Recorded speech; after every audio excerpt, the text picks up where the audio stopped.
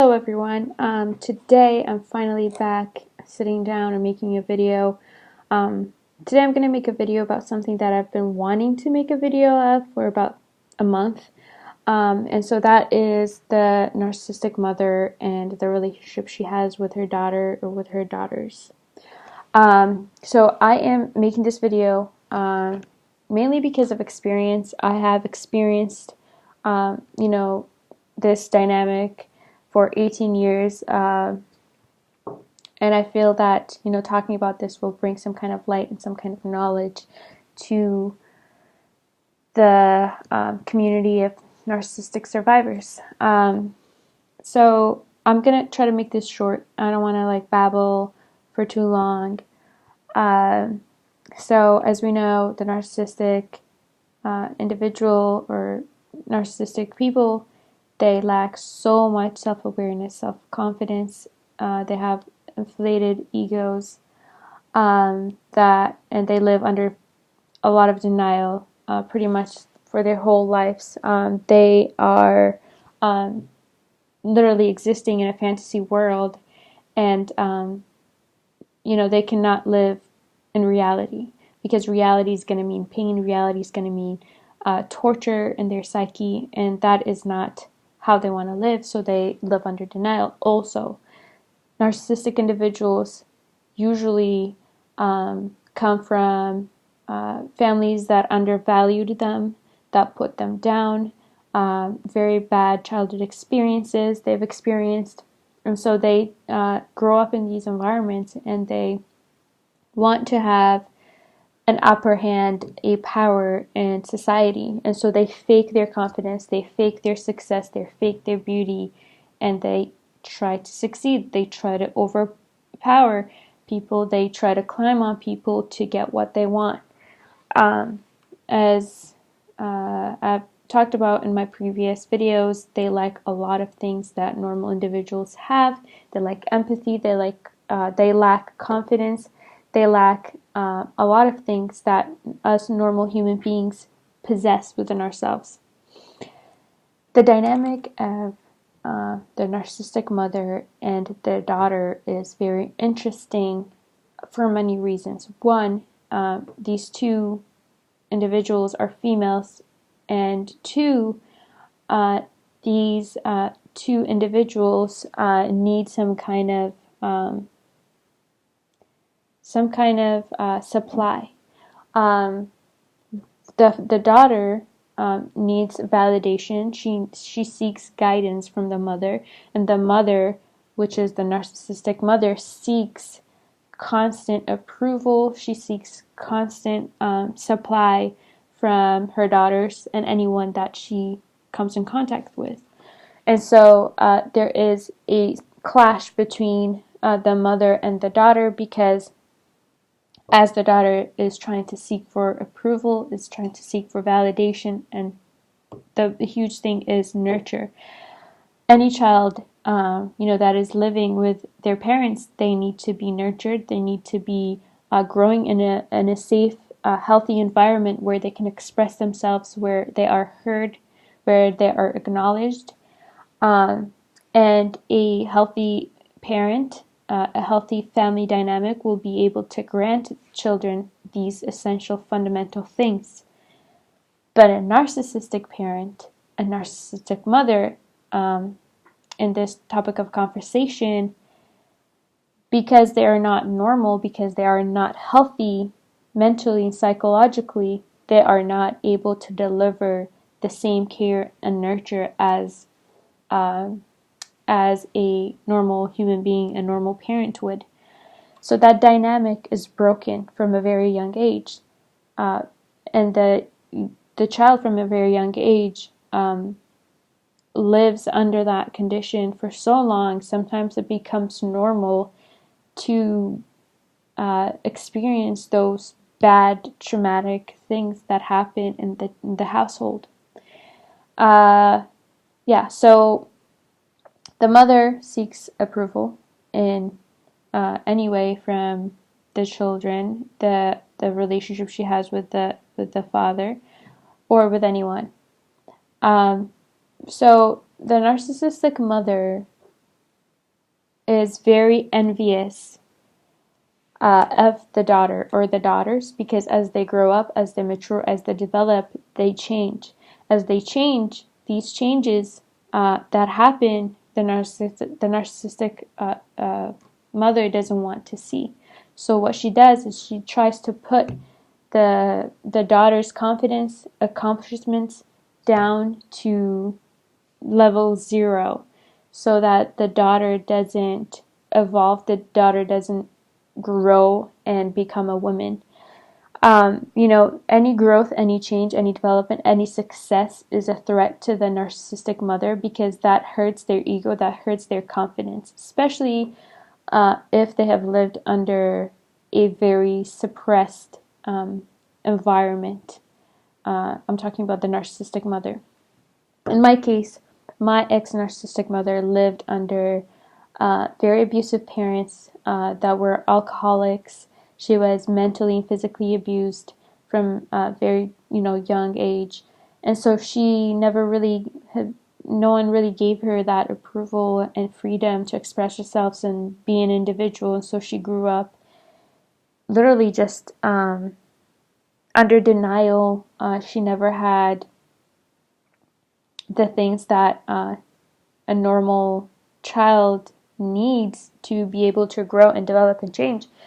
And, that brought her to a place where she needed to be stronger, and she needed to be evil in order to conquer, in order to survive in society. She needed power, and power was never given to her. She had no individuality, no self-esteem, no nurture that she received from her parents. So, as most narcissistic people do, they try to create their own fantasy world, their own false personalities, their own agendas as they grow up, in order to kind of balance with other people, to balance within society.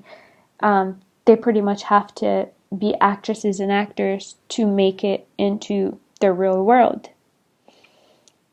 And then, they advance on their evilness. They even become more evil. They become more wicked. They become more predatorial, and we're preys. They have to be always in that mindset of, evolutionary mindset of survival.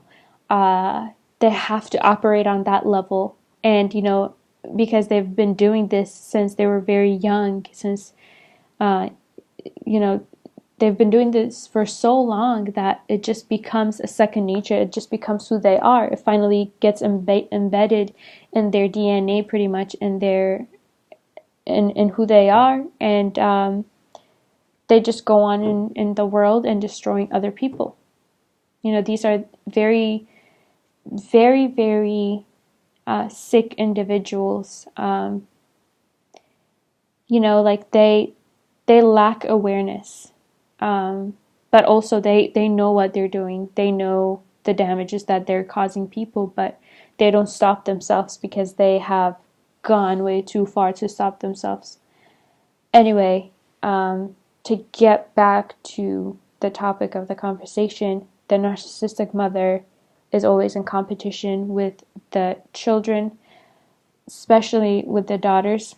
In my experience, my ex-narcissistic mother never showed up to my graduation, my high school graduation. She was jealous. She was envious. I could point out a lot of instances where, I could pinpoint and give an example, but I don't want to ramble. The same as with my sister. As soon as she sees us grow, as soon as she's seeing some kind of change and development or anything, she will literally bring us down, bring our confidence down. She will put us down in the most nastiest, unthinkable ways, so that she could have the upper hand, so she could have the power, so she could have the place where she feels like she's above someone. And she also doesn't want us to look good.